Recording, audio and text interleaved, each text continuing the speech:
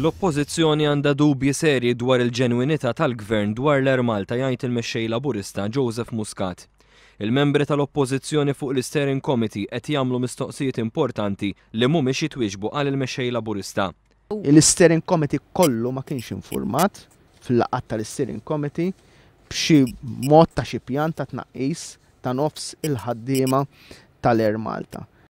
Il-mexxej Laburista semma kif minn barra l-ħaddiema tal-Air Malta hemm ukoll il-bejja tal-Monti u ħaddiema tal-kumpanija Go li qed jinkwetaw dwar is-sensi.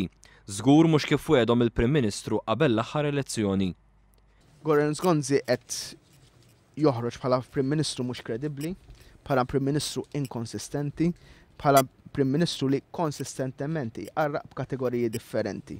Ħaddiema tat-tarzna, il-kaċċaturi, tal-Go, nittama mhux bil-ħaddiema tal-Air Malta, tal-linja, tat-taxis, tal-minibuses, bil-poplu Malti u għawċi kollu li wedu li ħajnaqqas l-income tax fl-ewwel budget wara l-elezzjoni u għaddew 3 budgets u għadu ma naqqasiex, li mhux kredibbli u mhux konsistenti. Il-mexxej Laburista qal li kien dejjem konsistenti f'dak li qal dwar id-divorzju.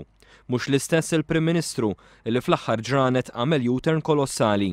F'Lulju li għadda qal li għandu jkun il-poplu li jiddeċiedi u mhux il-Parlament, issa qed jagħmel minn kollox biex ir-referendum ma jsirx. Lorenz Gonzi ma jridx li nies jiddeċiedu, Lorenz Gonzi huwa kontra referendum, jien nemmen li l-Partit Laburista kif jasal il-waqt ħajuri li qiegħed fuq in-naħa tal-poplu u jrid jagħti vuċi lill-poplu. Joseph Muscat qal li l-Partit Laburista jinsab kommess li joħloq middle class ġdida fejn kulħadd jaspira li jimxi l qudiem biex inkunu l-aqwa fl-Ewropa.